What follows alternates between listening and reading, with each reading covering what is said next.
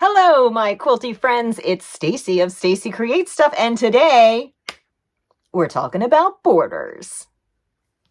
If this is your first time joining me, welcome. And this is the concluding video of my Stars in the Garden series. So if you happen across this video and you're like, wait, they finished, have no fear. The entire playlist is linked in the description below, and it will take you through the starter, like what to do to get started, plus all 12 blocks for all 12 weeks. There are multiple of each blocks. Well, anyway, you'll see as you see the quilt. But let's talk about borders, because that is our next step. I have sewn all my blocks together, and they look like this. And I want to make my quilt a little bit bigger. So the quilt top without borders is about 56, I believe, by 72, which is a decent size in and of itself. You could leave it as is, or if you wanted to add just one border around, you could either do a 4-inch border or a 6-inch border, or any other border, to be perfectly honest. But I do have the fabric requirements for those two measurements in the handout. The requirements are also on my website on the blog post. All of that is linked in the description below. Now, adding one border will give it a nice frame, and I'm going to put a little mock-up of what that could look like.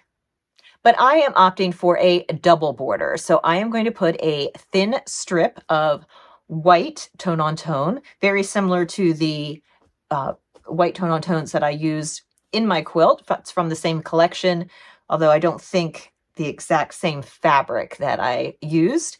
And then I am going to place a 6-inch border on the outside. So this is a mock-up of what that will look like.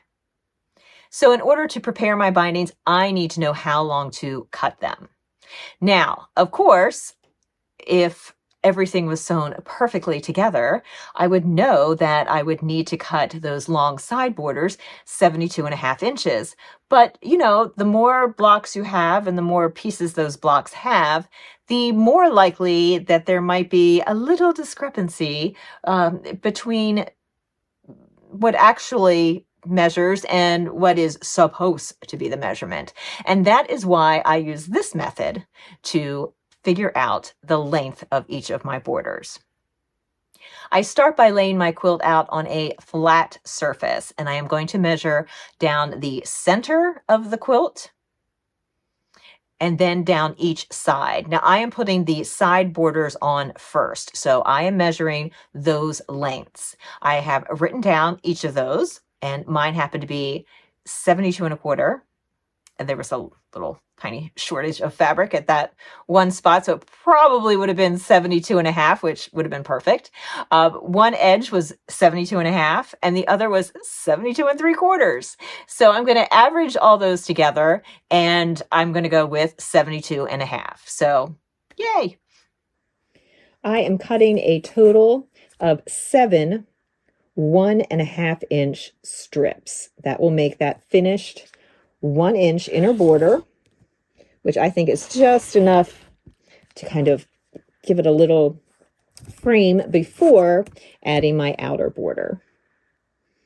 It's not unusual when cutting especially skinny strips, but also wider strips, that you may have to re-square up your edge. Once all the strips are cut, I am going to join them together into one very long strip.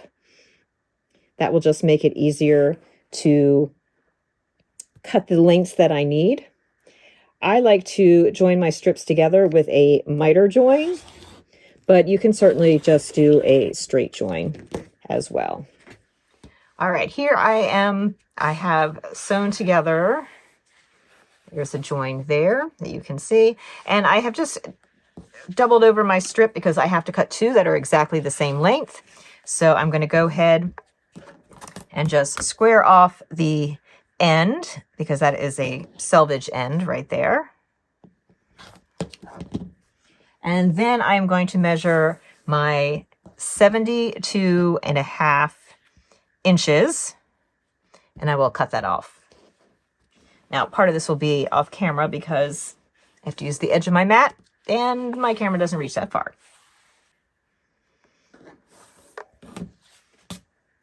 Okay, it was 72 there. I want to add my 1/2 inch because I need it to be 72.5 inches. So I'm going to slice her right there. So this I will save for doing the top and bottom. And this nice length, I'm going to sew to the sides.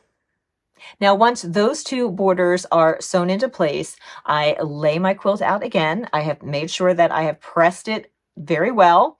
I pressed it before I measured the first time. I'm making sure that those seams are pressed again for now that I've added those side borders. And I'm going to measure across the center of the quilt from side to side, and then across the top and across the bottom. And it is 58.5. Yay! Let's measure the top, which I know is out of camera, but that is measuring 58.75. And the last side was also 58.5. So 2 sides were 58.5. One was 58.75. I'm going to go ahead and cut my lengths at 58.5 because 2 of 3. I'm going with 2 out of 3. And 58.5 is ideally what it should be. So let's cut those and sew those on.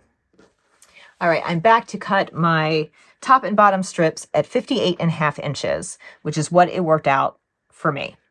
Now, when I went ahead and measured from the same edge that I had left off at, the 58.5 inches ended right where I had a seam. So I didn't cut there. What I did was I continued to find the center of the strip that was left, and I went ahead and just cut that. And now I'm going to measure from this end, which will hopefully not put me at an awkward seam. Who wants all that bulk right at a corner? Not I.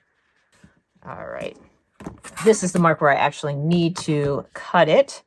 Right there. Let me just make sure my strips are a little better aligned. There we go. All right, this is my leftover bit. Toss that aside. Now, before I take these over to my quilt, one of the things that I do besides making sure I know which is the right side up, already had a rip out once on a side seam, and is to find the center point of the strip and then the quarter points. And what this allows me to do is, and I'm just going to kind of finger press where those are, is to align it with those points on the quilt. So I can find the halfway point across the top of the quilt and then a quarter of the way from there, or halfway from the half to the end. Does that make sense? Anyway, there's my halfway point. I finger pressed that. And now coming to this end, and I'm just going to do a little finger press there. Now, I will take these over to the machine, sew on these borders and press them. And guess what we get to do after that? Yes, it is measure all over again for our outer border. The outer borders are cut 6.5 inches for a finished 6-inch border, and you will need 7 strips of these. And you would need this whether or not you have an inner border. If you skip the inner border, you still need 7 strips. And if you use the inner border, you also need 7 strips. If you are doing a smaller outer border, a 4.5 inch, that would be a cut 4.5 inch, finished 4 inch. Then you also need 7 strips. The fabric requirements, as far as yardage is concerned, is available on my website on the blog post for this episode. Measuring for the outer border, 74.5. That's down the center, and I've already measured the sides, and they are the same. I added my outer borders the same way that I added the inner borders, with the side borders first, and then the top and bottom border. And of course, when that was all done, I needed to pick out a backing, and I found a beautiful floral that was just perfect for the garden theme of the quilt. And it is a wide back, so I was very excited to use that because I didn't have to piece anything. I chose a quilt pattern called a Jasper on my Gamel. That is an edge-to-edge pattern, and it has a little bit of swirl and some circles and beautiful elements like that without being an actual floral design. And I just thought it turned out beautifully on the quilt. I chose one of the darker blue fabrics from my quilt to use as the binding. Now, there was not enough from my original kit to bind it, so I did go and get more of that fabric. And I did something that I don't usually do, which is I machine finished the binding. Of course, I usually attach the binding by machine, but then I finish it by hand. Well, I was putting the binding on yesterday, and I knew there was no way that I would be able to hand sew this binding on this twin size quilt and get the video edited so that I could take final photos of it. But I think it turned out great, and there's nothing wrong with machine finishing your binding. I'm probably going to be doing it a little bit more often. Now, my finished quilt ends up being a twin size quilt, and if you need to make your quilt bigger, I have a couple suggestions for you. One, of course, is that you could keep adding some borders, but you know, it gets to a point, in my opinion, that how many borders can you have? Now, what you could do is if you need to add more width and not necessarily much more length, then you could add 2 more columns of blocks, one on each side to keep the symmetry of the quilt. And you can just repeat the blocks that are at the top and bottom of the quilt and add those to the side. You will then need to choose 4 new corner blocks, and they could be any of the blocks that we've already done, or make up a new one. A quilt like that with borders would look something like this. Now that makes a square quilt and would come out to a small queen size quilt.